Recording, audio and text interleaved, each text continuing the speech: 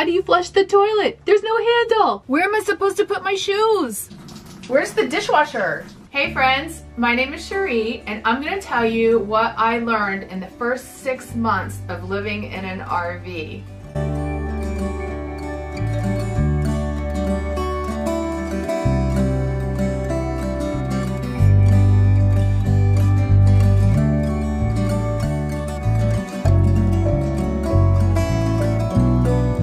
I also want to thank our subscribers. Thanks for following us along on our journey. I've got some pros and cons that I've listed out, about 15 of them. I didn't know what to expect when I came on board the RV with Tom. It wasn't what I expected, but it's been a lot of fun. There's definitely pros and cons. Let's get right to it. The first thing is you don't have to be a slave to the clock.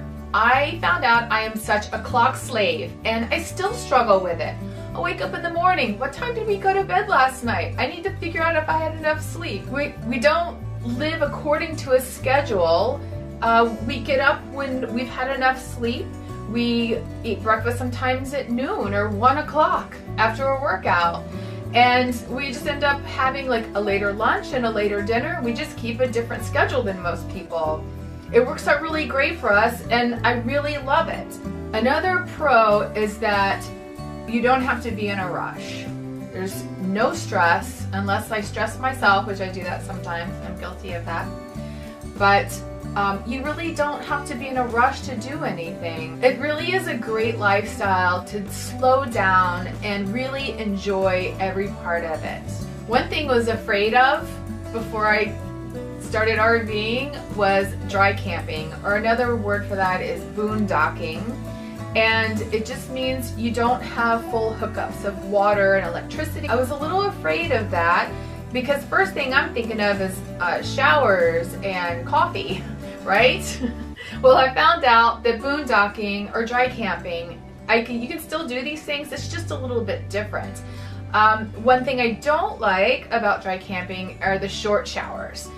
When you're dry camping, you don't have water hookup, so you have to take really quick showers. So you turn the water on, you wet yourself, and then you have to turn the water off to soap up and wash your hair. And so it's not my favorite, but you know, it's one of the cons, but it's one of the few cons. So then looking at the big scheme, the big picture, it's totally worth it, and I love it. One thing I really like is simplifying. You really don't need as much as you think. So when you simplify, it just gives you more of a freedom. You actually feel like a literal weight has been lifted. It's like a physical weight has been lifted. You have less stuff to take care of, less stuff to clean, less stuff to worry about. I love it. One really good thing about simplifying and living smaller and in a smaller space is when you go shopping. And you look at something and you have to ask yourself so many questions like, do I really, really need this? Do we have the space for this? Hey, Tom, look at this. You can use this in the foyer and hang your coats up here. What foyer? I guess not, huh? And you end up saving money because you don't spend as much money because you don't have anywhere to put things. And I like to keep things pretty, you know, clear and not cluttered. So I really think long and hard before I buy anything. So one thing Tom and I like to do is just go with the flow. A lot of times people will say, oh, where are you going next? Or where are you going this year?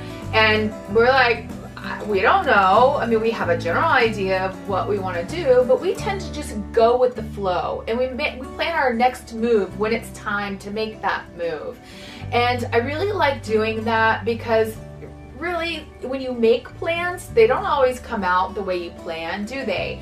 So we kind of like go with the flow even during a day of adventuring. We don't have a plan like where we're going to eat or what we're going to do. We just kind of go with it. And so many amazing things happen when we do this. It's one of my favorite things. Another aspect of that is when we're on the road. When we take off in the RV and we have a destination, it could take 3 days to get there. And we don't plan where we're going to stay any of that time in between. So it's kind of like, it can be a little bit stressful, but I've learned to let that go because everything always works out perfectly.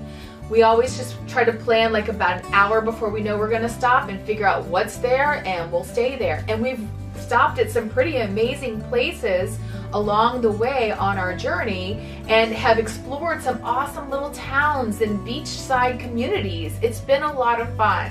Another thing I learned is that I'm more adaptable than I thought.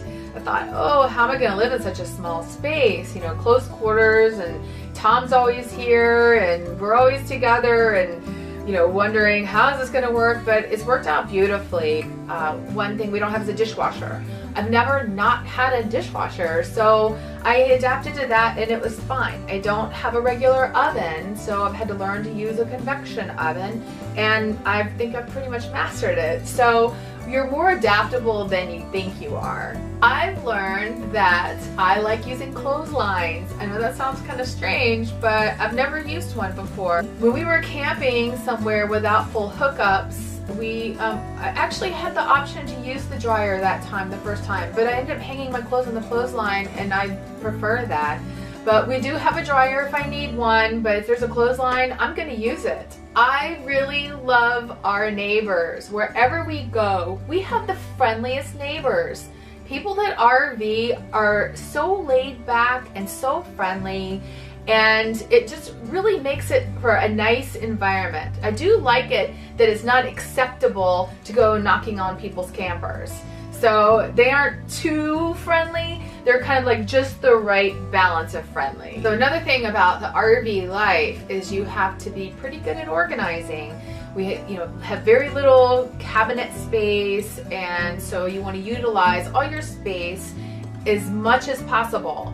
So I have like spices that are on a little magnet board on the wall. We have a smaller bathroom with less cabinet space, less space for towels, clothes and drawers, the closet, everything is just on a smaller scale. So you have to get really good at organizing. And another thing I learned is that collapsible containers are your friends. Measuring cups, colander, they just take up a lot less space. I think that's part of the organizing, but it's a great tip. Another thing that I learned is I don't need a business suit. I work from home and I can wear pajamas all day if I want to. I typically don't like to do that. I sometimes end up staying in my workout clothes while I work, but we don't have to be in a rush to get dressed. I don't have to put on high heels. I don't have to have my nails done all the time.